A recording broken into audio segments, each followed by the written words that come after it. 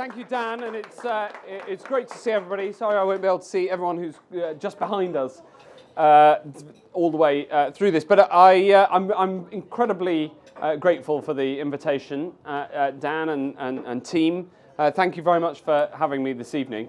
I'm really here for two reasons. The first is so that I can tell you what I think, but the most important is so that you can tell me what you think. I think it's very striking that we're here in this is the location of one of the oldest coffee shops in the City of London. And the coffee shops of the 1600s were essentially exactly the same as what we're doing here tonight, because it's where people can come together to exchange ideas. And ultimately, the City of London of the 1600s was the fintech hub of the world. It was an older technology. They invented here things like central banking as a concept. And through the centuries, through recent decades, the UK and London in particular has built its prosperity on embracing and being the home and the global home, wherever possible, of new technologies. And that is as true today as it was 300 years ago when this place was a coffee shop. If you think about the Eurobond markets of the 1980s, which reinvigorated London after the war, if you think about the development of the repo market, the development of swaps, the first swap contracts were exchanged about 200 yards away from here. The first global repo market was developed in London. Of course, we're the biggest centre here of currency trading. But that, of course, we're the biggest global centre of fiat currency trading. And my pitch, and the thing that has led me to be here, is that there is a new type of currency, a cryptocurrency, a class of cryptocurrencies that should be based here, where we should have the ecosystem here, but we're not doing enough to make that happen. If I tell you a story, an old friend of mine came to see me in my office in the House of Commons in December, and she sat me down and said, "Matt, there is a big thing happening, and we're missing out on it, and we're getting it wrong," and set out more or less exactly what Dan said just before the starter, that there is this huge change happening in the world. It is going to disrupt everything in finance, and we need to be the centre of it. And so I went in. Then there was a debate in the House of Commons about economic crime and crypto. And I went to this debate, and speaker after speaker on both sides was complaining about crypto and saying, well, we've got this problem of cryptocurrency, and people just use it as a sort of word to kind of describe bad stuff that happens. And I was, other than the minister, and to give them the minister and the government their credit, they were making the argument, I was the only person who spoke out in favour. And I thought, we have got to fix this, because we do not continue to be prosperous as a country unless we embrace modern technology and we build the ecosystem here. So that's why I'm here. I've got some background in this area. In my first job was decoding the Y2K bug in COBOL. Unfortunately, COBOL remains the most up-to-date language that I can program in, which probably makes me for an extremely lucrative career, because everybody else who can program in COBOL is on the verge of death. And I hopefully have got some years to go. And then in government, I was responsible for digitisation of government, and in fact kicked off a project that I was talking to Eric about, in which we put aid contracts onto smart blockchain contracts so that you can follow the money, right? And this is incredibly relevant today. I'll come back to this point. But in 2016, we put DFID contracts onto blockchain so that when we give money to a country, say Malawi, you can then follow the money down to the farmer and you know where it's gone. And you can't do that with fiat currency. You can't do that. And that happens today with the aid contracts. Many, not all, but many of the aid contracts that the UK signed. So I've got some history in this space.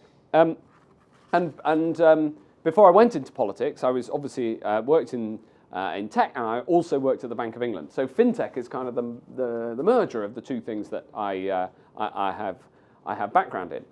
But the thing that strikes me about where we are right now is that we need to make sure that we have the voice making the argument and getting the details right. And I'm going to briefly just touch on regulation, which you invited me to speak about, tax.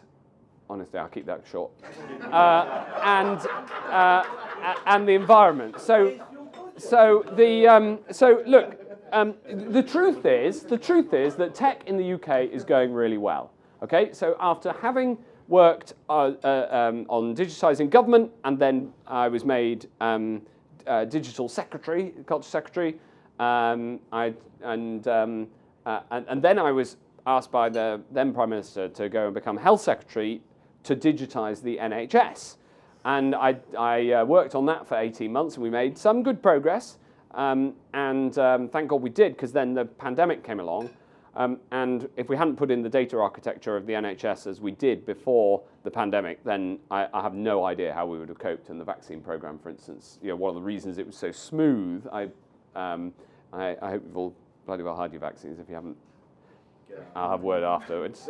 But it was one of the smoothest. It was one of the smoothest things that's happened in the NHS, and it's because we started with the data architecture and we worked our way out from there. Both the data architecture actually on the research side and the clinical trials, and we were the first in the world to vaccinate because we had the good data architecture in the clinical trials, so we could match the data of 4 separate trials in 4 different countries, whereas every other country regulator saw those as 4 separate trials, and they couldn't bring the data together, which meant they didn't have the power to get the result that this was safe and efficacious as quickly as we did. And that was because the MHRA had a good data structure, and then the rollout was based on a good data structure. I got Doug Gurin, who used to run Amazon UK, to set up the data structure of the vaccine rollout, and it meant that, you know, you got radical things like you could book your own slot. No. It was very exciting in the world of the NHS. That was radical. Not telling, and you got a text message, yeah, and we booked the number of slots, the same number of slots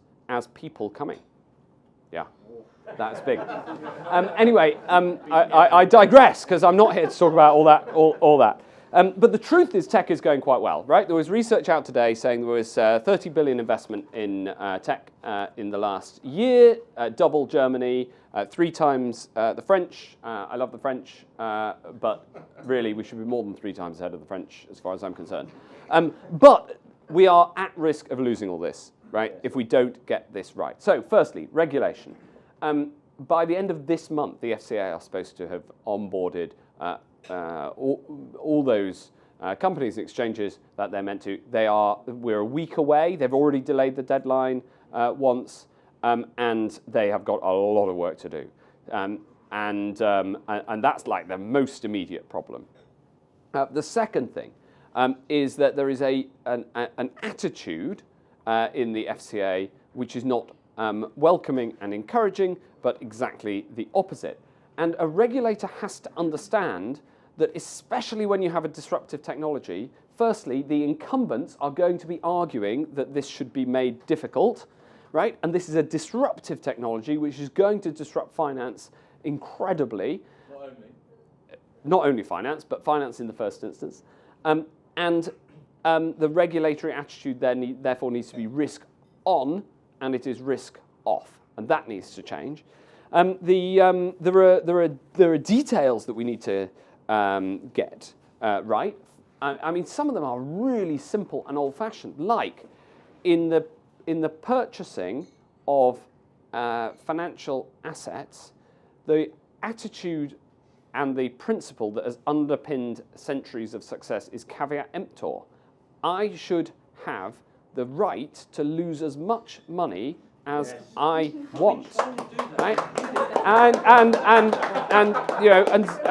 some of my best friends have been very successful at this policy. And look, I represent Newmarket, right? And I know I have the right to lose as much money at the racecourse as I can afford. Now, of course, it's reasonable to have a regime around that for protection of the most vulnerable. It is also very important that you get high quality information, right?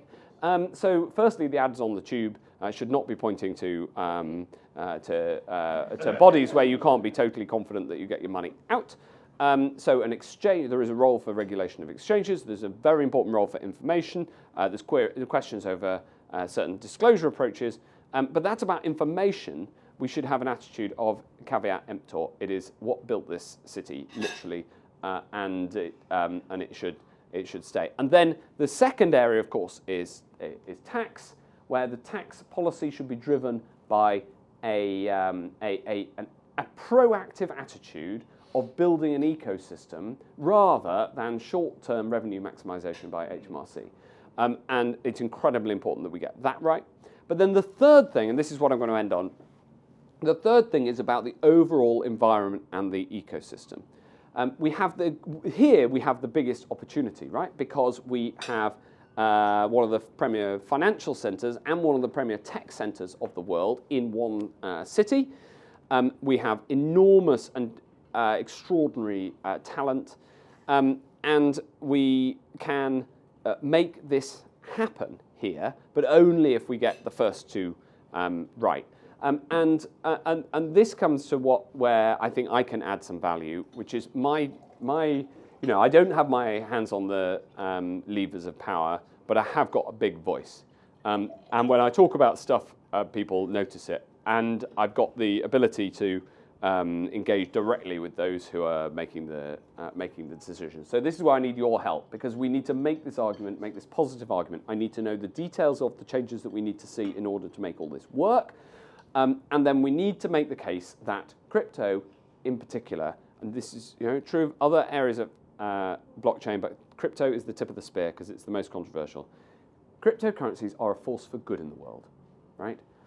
Bad people are going to use all sorts of currencies and have since currencies were invented. That is also true of cryptocurrencies. But the advantage of a currency that's based on the blockchain is that if you get the regulatory piece right, then you get more transparency, not less. And the FBI have recently proved this in the States, which I thought was excellent. So when it comes to things like So when it comes to things like sanctions, you can see the flow of money. And of course, there are dark corners that can be that make this more challenging. But the mass market is a force for good. And there is, and so there's a need to be making this argument. And I'll just end on this point. One of our unexpected great allies in this is the extraordinary Vladimir Zelensky. Because people, until a month ago, saw crypto as the sort of thing that Putin's cronies use to get around sanctions. Well, firstly, if you regulate exchanges properly, you can see where the money goes. So it deals with that argument. But secondly, Zelensky is raising money using cryptocurrency to get cash into Ukraine where he needs it to be able to essentially save the liberal global order, which is what he's doing. He's fighting not just for Ukraine, but he's fighting for our way of life. And the fact that he is proactively arguing for, making the case for, and changing the law in favour of the use of crypto in Ukraine is a real moment. It hasn't quite lit up yet, although the people are starting to pick up on it. But we need to make the case. So right from the geopolitics of the Ukraine crisis, down through each level of technicality, to the nitty-gritty of how the FCA interacts with somebody who wants to be registered here. We've got to get all of that right, and I can't do it directly myself. I wish I could. I know that the people at the top of government, like the Chancellor of the Exchequer, get this and have a background that is close enough to be able to understand this, but they need to be able to act in a way where the case has been made. So I'm trying to be an outrider. I need all your help in getting these arguments, getting the points of detail lined up so that we can make the case and so that we can truly show that crypto is a force for good and build the UK as the ecosystem of choice, certainly in this time zone and hopefully around the world. And that's what I plan to do.